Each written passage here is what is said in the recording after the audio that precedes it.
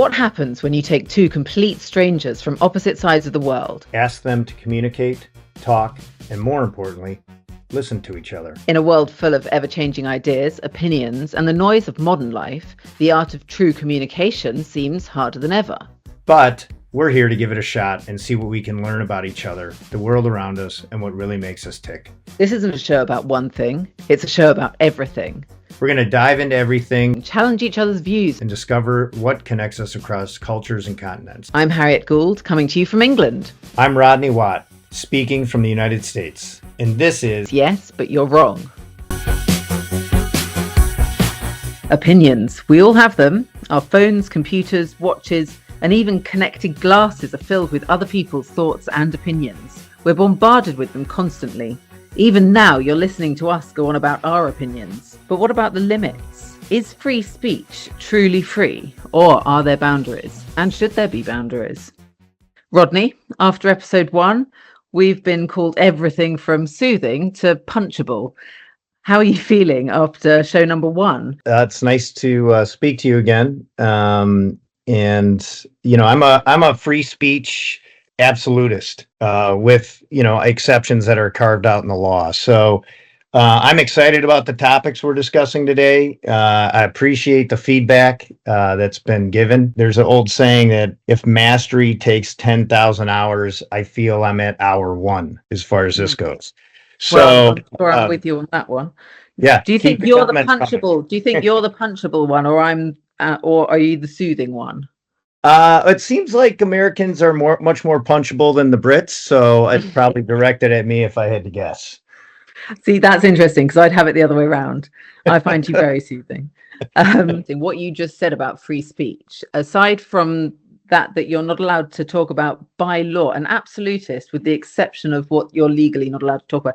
Now, tell me, if you could change those laws, if you could roll them back so you could have absolute free speech without those boundaries, would you do it? No, I don't think that that's a good idea. Why not? I don't think it's a good idea to run around and direct vulgarities as adjectives towards people.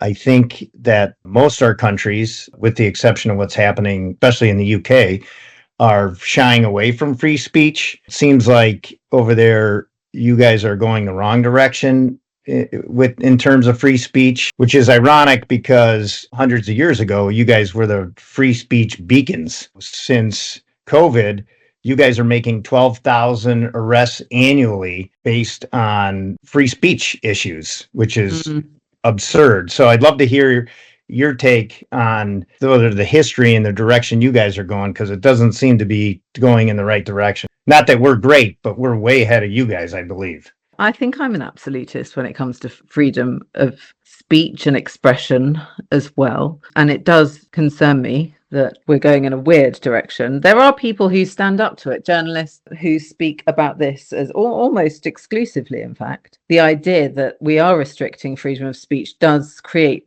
almost ironically, a space for people who want to say the things that supposedly aren't meant to be said. Katie Hopkins, for example, she often talks about things that people would shy away from talking about. The thing about free speech that I think is so important is that I don't think you can have true progression without free speech.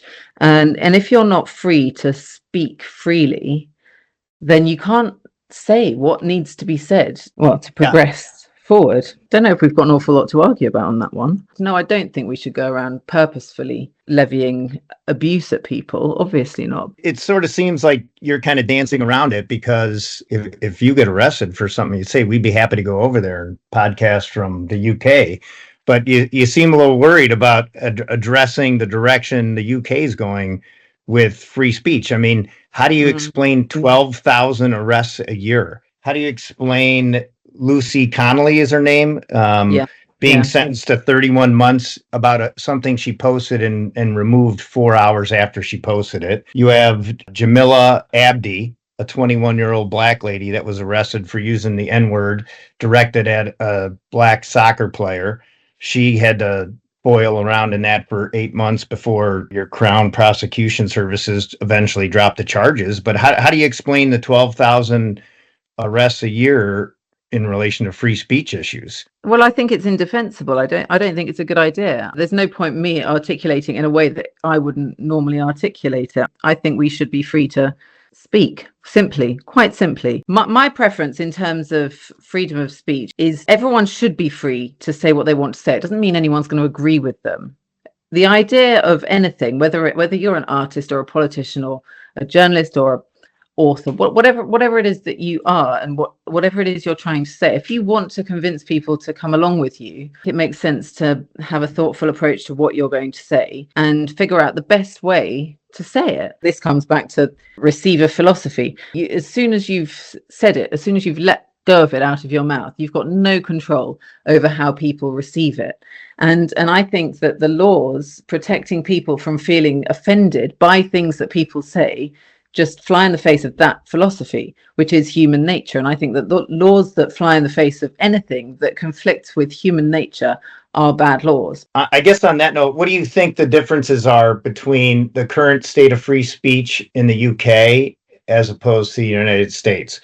Everyone's a little bit nervous at the moment. When I say everyone, I think perhaps the Brits, maybe I shouldn't speak for everyone, but anyone can say anything these days, and they've got a platform, and if it lights, it lights, and it does make people nervous. It's not necessarily the pure meaning of what that person is saying that makes it light. It's a combination of things. The way they say it, are they good communicators? Or are they an intriguing character for some other reason? There are lots of different reasons that make what people are saying intriguing things that they've said. It doesn't mean that people are going to naturally go along and agree with everything they're saying, but they will look. Facts are very, very useful. We all need to know them, and it's good to build on those facts. There's a sentiment here, at least, that countries around the world are restricting speech. Yours is one of them. It's never a good idea for the government to be involved in free speech. There were some church committee hearings back here in the 70s. Senators and Congress people wanted to understand what the CIA was doing. And they discovered the CIA at the time penned Operation Mockingbird, which was a large-scale program to manipulate media companies. It was covert, obviously, and now it's just in our face, to the sense that, a guy named Jim Baker, who was high up in the FBI, left and then became the corporation counsel for Twitter at the time. And then next thing you know, Trump's banned from Twitter. Anderson Cooper spent 2 summers working at the CIA. I mean, there's a lot of overreach, I think. So do you think we have gone too far then? I think we've gone way too far. I think our government needs to stay out of free speech with the carved out exceptions. I don't think it's a good idea. I think most people think it's a bad idea to be committing libel, using, words in an offensive manner towards people. I think it's a problem that your country's arresting 12,000 people a year. I think it's a problem. John Brennan, Clapper, these CIA people are, it's like in our face. They're openly on TV and radio, Hunter Biden's laptop has signs of Russian disinformation, and then people fall for it. So, yes, I think it's a real problem, and I think it needs to be addressed. I heard a British politician actually the other day saying that her face had been used in a deep fake in a porn film. That kind of thing can't be right. Yeah, I would agree that that's not right. And those are the cases where our government, your government, most civilized and sophisticated governments would then intervene, and they would investigate and come to a swift end, and those people should face justice. That's not what I'm talking about. I don't know all the particulars of this woman, Lucy Connolly, over there, but certainly seems that there could have been some grace directed her way, and that 31 months in prison seemed a little inappropriate. I think that was a purposeful act by your government to silence free speech. Well, we've got a Labour Party in charge of the government here right now, and I think a weak Labour government. This particular leader, Keir Starmer, seems keen to silence people who don't agree with him. For example, Diane Abbott. Diane Abbott is an eminent politician. She was the first black female politician. She's the longest serving member of parliament, known as the Mother of the House here. And Starmer's chucked her out of the party, taken the whip. He's removed the whip.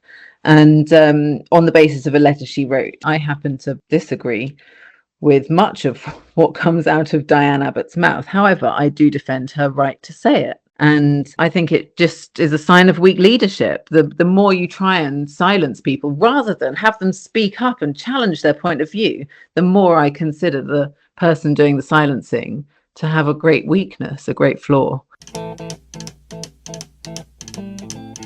Someday this is where we'll play a message from our sponsors, but since it's only episode 2 and we don't have any, I want to use this time to read some of your comments about our first episode. This is some excellent work. I enjoyed hearing Rodney's thoughts on social media and the fact he doesn't use it. My personal favorite, everything about that guy makes me want to punch him in the face. Not the first time I've heard that one. Thanks for your feedback and for listening. Please keep them coming. Now back to it.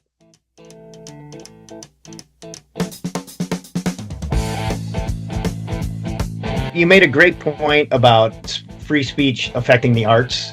In that vein, what is your opinion on these new remakes of Snow White and Superman and the effect it's having on the movie industry? I think in order to do it, to shoehorn certain messages, I think is a bit overkill. But again, the whole idea of freedom of speech is that people should be free to do that. Whether people want to watch it or not is a different matter. Over here, we had it's a nice contrast actually.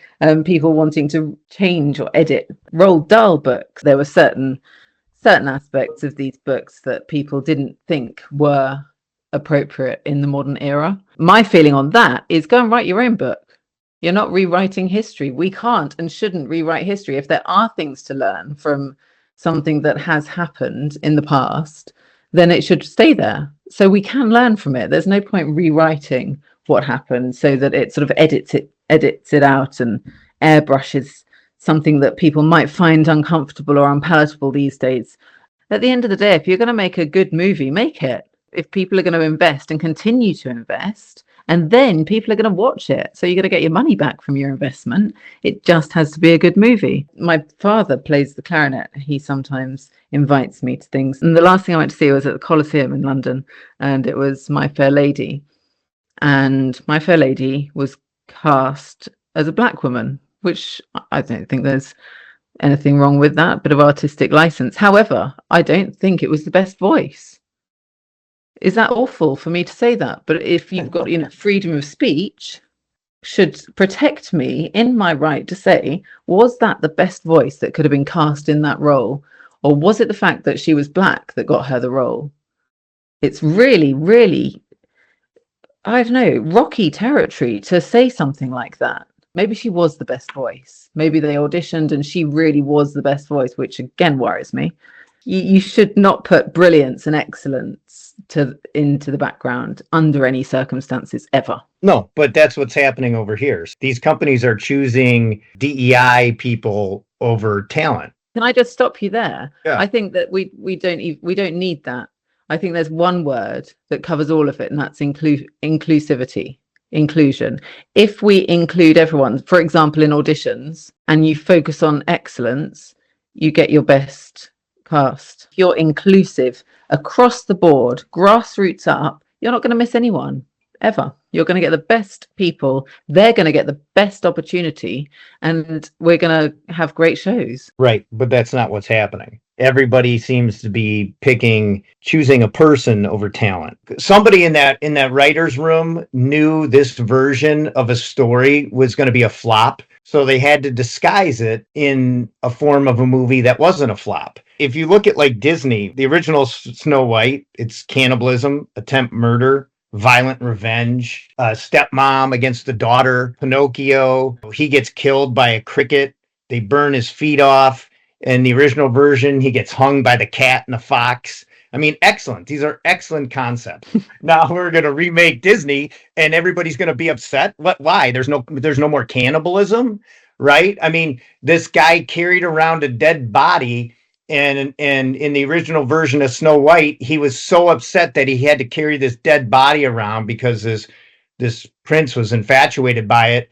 He punched her in the face and the poison apple popped out of her head. And they're like, whoa, we don't want somebody to punch a dead corpse. right?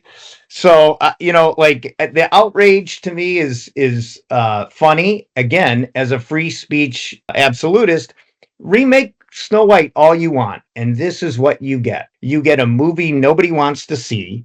You're clearly picking some, perceived marginalized person to rewrite a movie. And it's not enough that they just stop there. They have to go a step further and then insult, like, how dare somebody even think that there's a prince for someone out there? That what an awful concept that is. This is what I mean about rewriting history. Write a new movie. I don't know if you've ever been to Disney World. Sorry to say I haven't. Okay, well, you should go. Maybe not now. Maybe wait till the woke movie doesn't get turned into a ride or something. I don't even know what the ride would look like.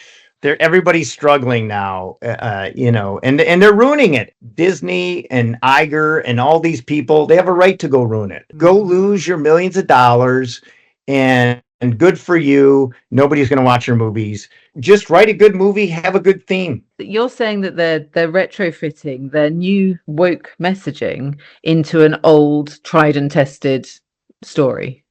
Yes, You're not saying.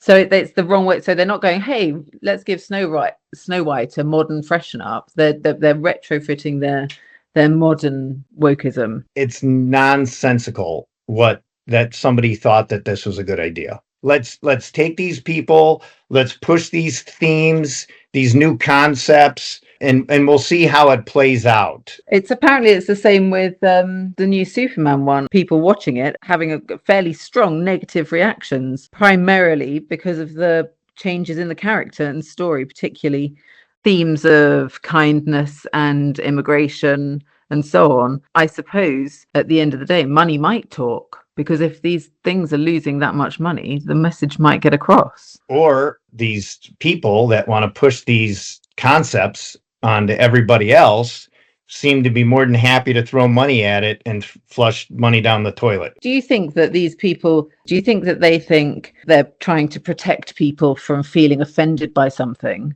Or do you think they're actively pushing their own agenda? Which do you think it is? I think people are actively pushing agendas. You'll never, ever be woke enough for the woke. It's not going to happen. You can be as woke as you want. You're never going to get woke enough. And this is the result. The people are rejecting it. I want to make this perfectly clear. I'm 100% for you taking $200 million and flushing it down the toilet with bad actors, to your point, bad singers. And I love it. It's just great, because all it does is save me a couple hours not going to the theater to watch a movie that, I probably would go because I love theater popcorn. I get to save that money now. I also believe that this is being done on purpose. And I also believe that historically this is being rejected large scale. And it's very interesting to watch. It's fun to see. Look, there's been a lot of talk. I'll get back to our government. Why is our government spending $2 million to create Sesame Street in Iraq? We're spending $1.5 million for DEI in Serbia. Why? Why are we spending this money? Something's going on, and it's a little bizarre. You used to watch a Disney movie and go, oh, wonderful. Now you watch a Disney movie and you're like, ew. They're taking the awe and they're turning it into ew. I'm quite firmly of the idea that it's happening because people think they've got this moralistic high ground, and they think it's their duty to protect people from being offended, protecting people's sensibilities. Explain that to me a little bit more. I think people these days seem to think people have a right not to be offended, and it starts with the individual. The individual thinks they have a right not to be offended, and that isn't a practical way of going forward. We all know that we can't read anyone's minds. We don't want to upset anyone. We don't go out of our way to upset them.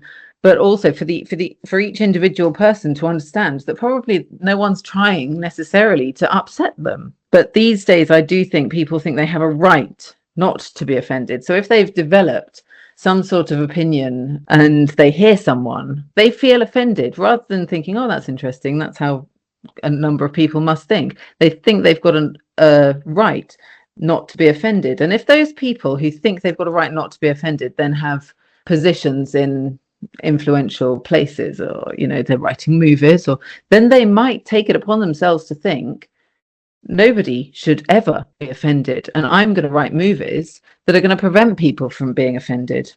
If they want to hide, they could go watch the new Snow White movie in an empty theater. This is where we take a quick break for a message for our sponsors, if we had any. Since we don't, I'd like to share this opportunity for you to sponsor one of the fastest growing podcasts hosted by a woman named Harriet and a man named Rodney in the world. To learn how to sponsor Yes But You're Wrong, email us at yesbutyourewrong@gmail.com. And now back to the show. I just think, speaking of being offensive, it's interesting actually. David said this, that then the C word is perfectly acceptable in the UK, but it's pretty offensive, an offensive word in the States. I have to say, before I just throw this over to you, I think it is a pretty offensive word. People do use it, but in closed circles. I wouldn't say it here, for example. Are we making this transition because we just talked about the Snow White movie?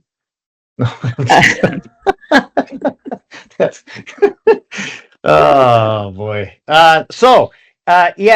Listen, as a free speech absolutist, I'm 100% on board with vulgarity. I love vulgar words. I love the use of them. I'm not a fan of people directing them at people or using them as adjectives. Not in a million years would I say the C word here. Wow. Although I had a very dear. Why not? It's just we don't use it. I'm all for use it. We had a very good friend from Australia over here. He used it all the time. It was delightful. I have a female friend, a very, very talented executive here. She uses the word, which is delightful to hear her use the word, but not in a million years. I mean, you sort of have to ask permission over here to use it. And even if you ask permission to use it, you'd get a strange look, or maybe that's not such a good idea that you're even asking me. Yeah, there's certain words that are taboo over here. I don't understand why, but I'll say this: I'm also not a fan of people hijacking words, and I think that's what happened. There's a small group of people that like to hijack certain parts of the English language, and it's unfortunate. Swear words in general are not overly acceptable here either. You have to be careful about your using them, and you certainly have to be careful about the environment. If you go into a grade school for a parent-teacher conference, probably not a good idea to be lobbing vulgarities around. At what point does it become acceptable, though? In the LGBTQ lexicon, you used to not be able to say certain words, and now you can. And certain words were offensive, and now they're not. And it's so confusing. I don't even know. I just call everybody bro. And then next thing I know, like, bro, why are you calling me bro? I'm like, God, you're a bro. And they're like, no, I had a sex change. I'm like, you're still a bro. It doesn't matter. I'd love to know how you use the C word over there, because, I might take that lesson and maybe start a new trend here in the United States. So tell me how you use the C word over there. I think it can be used amongst friends, even as a term of endearment. This is how I would use it. I would never use it in a professional setting. If I got really annoyed by something and I was chatting to a friend and saying, my God, this happened the other day, that stupid cunt might come out of my mouth. So what number episode do I get called the C word as a term of endearment? Is it like, am I going to get there? I think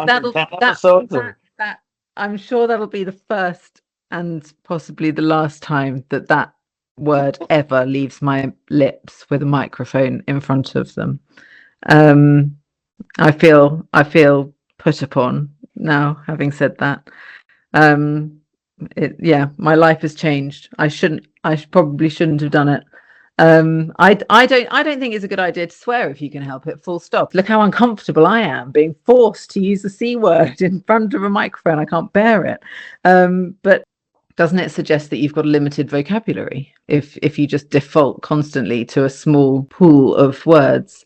I use swear words getting into the shower. I mean, getting out of the shower. I mean, getting out of bed. Listen, I find it awfully liberating. Because You know, it's just wrong. You only find it liberating oh, because it's I think wrong. it's right. No, no, I feel it's right. I feel cleansed. I feel clean. I feel refreshed. I feel new, alive. I'm I alive had when I swear. I had a friend I knew through work, and he told me that he had given up thinking about swear words for Lent.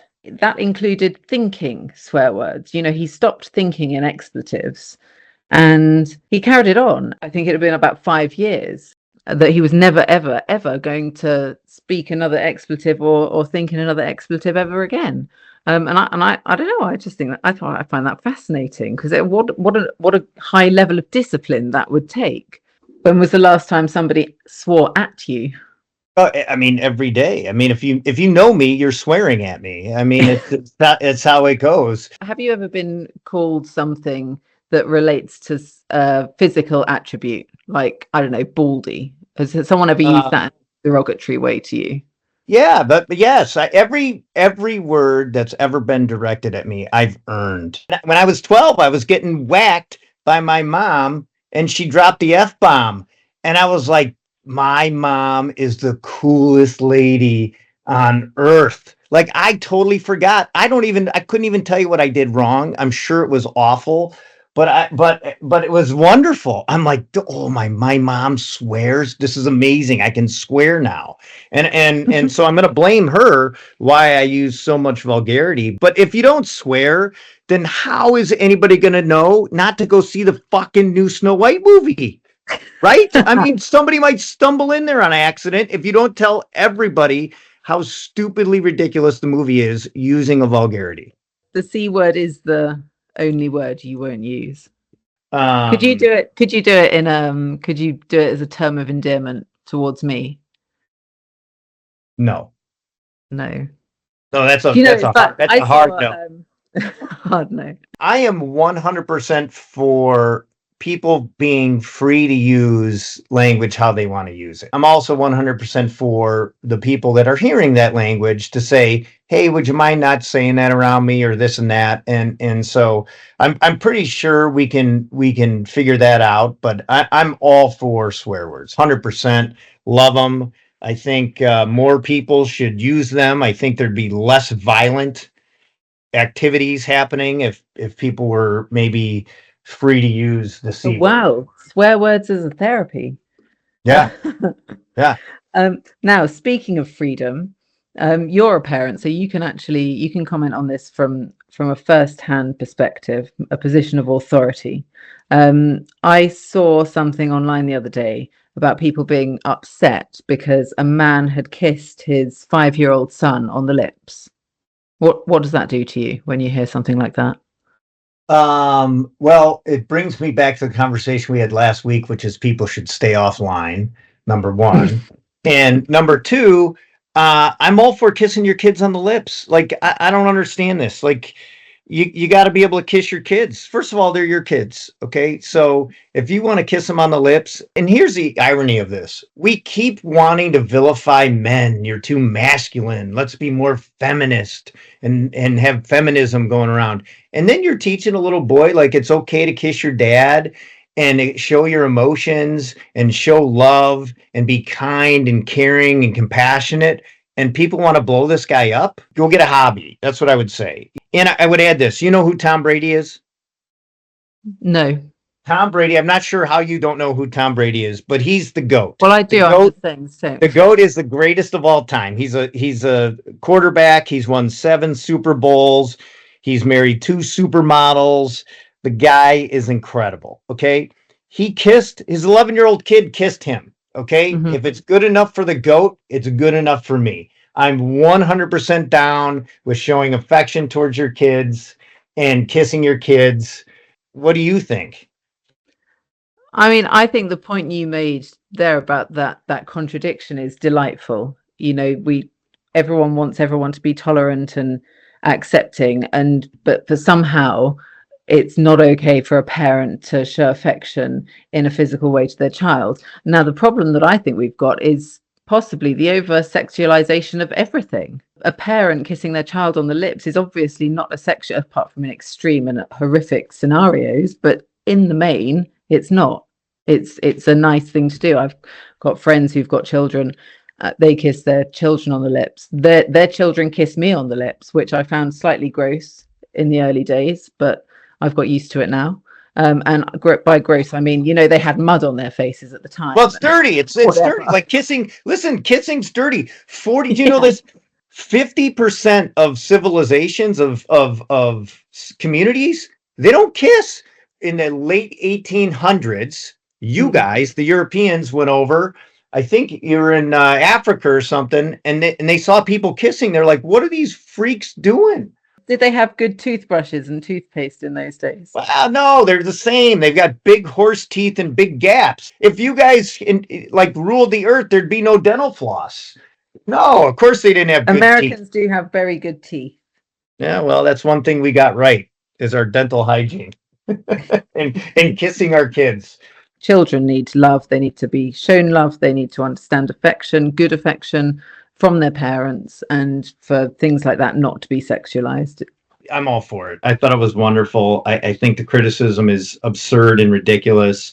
China doesn't allow kissing, so therefore I think everybody should kiss, is my theory on this. Yeah, here. I think we're going to jump now into what is becoming a regular segment, Yes, No, Why, where I pick a topic and ask you if you're for it or against it and why, and you do the same to me. You go first. No, you go first. All right. So my yes, no, why is, as an author, the fact that President Trump just announced this race to AI and what seems to be we're trending towards a dependence on AI, I want to know how you feel about reliance on AI decision-making, AI writing, AI creative content, the reliance on it with college papers, and just in general as an author. I feel very uneasy about it. I really do. The reason I feel uneasy about it is because it shouldn't be called artificial intelligence. It is very clever how it works. It should be called artificial research or something, because no true creativity can come of it. And it's true that you can argue that there are no new ideas anyway. Nevertheless, when an individual puts forth an idea in their own way, it will be in their own style, in their own tone of voice, and in the way that they want it to be emitted. When you do it via something mechanical, it's just gathering everything that it can reach. Not everything's even been archived online to our knowledge, so you're not even getting the base of everything. Having said that, I don't think that there's anything wrong with getting some inspiration from it. The thing that I'm not so keen on is when an AI will edit. There was a situation where a manuscript went in and an editor was supposed to edit it, but it came back having been run through an AI editor, and it just completely stripped the feeling and the meaning from the manuscript, and it read more like an instruction manual than a book. There are obviously places for it, and maybe an AI editor might get more sophisticated in the future. However, again, I don't think an artificial editor will replace or should replace a human editor. But it almost tries to prompt you to do it the other way. Like, you write your whatever it is on, I don't know, eBay. If you're selling your item on eBay, it says rewrite with AI, something that you've already written. And I think, well, what's the point of that? Because the effort's already been expended. And I don't want to cleanse myself further and, machine write everything that I've written. No, thank you. What do you think? What are your thoughts? I am skeptical, and I don't think it's a good idea. But it's clearly something that's going to happen. We're not going to stop it at this point, especially since President Trump just announced there's this big race to AI. We're going to be artificial intelligence from forever. We're stuck with AI. Okay, right. My one, Rodney, my yes, no, why relates to actually what you were talking about earlier about Florida and Disney, and everything seems to pop in Florida. And the latest is now Alligator Alcatraz. Is it a prison or a concentration camp? Neither. I love it. It's like American Gladiator. I don't know if you've if you're familiar with that show, but you had to run through a gauntlet of stuff, and if you made it, there was a prize for you, I guess. I don't think any facility that houses people while they await court hearings is pleasant. The selective outrage of a facility that is surrounded by waters, swampy, stinky waters with mosquitoes and alligators it's not good. But I've been in a lot of prisons and a lot of jails, and none of them are good. There are prisons and jails in Georgia and Alabama and all over the United States of America that are horrendous. Our buddy Jeff Epstein just was killed in a horrendous jail. It doesn't bother me one way or the other. And again, this selective outrage of how terrible that if somebody escapes and do something they've been told not to do, might get eaten by an alligator if they don't swim fast enough. I'd say swim faster. That's what I would say. Interesting. Yeah. Interesting. Yeah. Or learn how to ride an alligator. Either way, it doesn't matter to me. Ride an alligator, surf an alligator, swim faster than any alligator. It doesn't matter. It doesn't matter. I think the only thing I would comment, I'm not the right person to talk about this. Why is that? Because I don't know enough. Well, about what? Like, what do you need to know? Like that somebody's been accused of listen, in Britain, if you're accused of a crime and you get arrested for a crime, you get held for what could be up to 2 weeks. At least here, you face a judge and have an opportunity to post bail or something. I mean, over there, you get arrested and you're held. Wow, there is a lot we could talk about on this one, but we can't go on for another hour, Rodney. Let's do this another time. We can bring this up in another episode. Let's move on. So, what do you think? We've covered a few things, few controversial topics. What do you think about them? How do you think? Well, do you think we covered everything we needed to?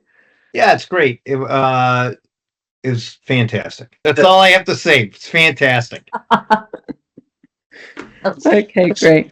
I'm standing here. I'm very nervous. I'm very nervous about everything we've said in this episode. I think because Britain's going to arrest you. Yeah, because you live in the UK and they're going to show up at your house at 12 o'clock, knock on your door. But David and I are going to come rescue you. You're very kind. I'll have to fight my corner. Well, that's our opinion. Whether you agree with us or disagree with us, we're thrilled you had time to listen. And if you have a moment and you could share it, please do. Let's keep the conversation going, because that's what Yes But You're Wrong is all about, conversation. Rodney, are you ready for next week? I am. It's nice to talk to you. Looking forward to next week. Great, me too. I'm Harriet Gould in England. Thanks for listening to Yes But You're Wrong. We hope you've enjoyed listening to Yes But You're Wrong, the show that tackles everything. If there's a topic you'd like us to dive into, please be sure to follow us on Instagram, Facebook or X and leave us a comment. Just search Yes But You're Wrong and we should pop right up. Yes But You're Wrong is produced by Wallach Worldwide Entertainment and can be enjoyed on most of your favourite podcast platforms. Thanks for tuning in.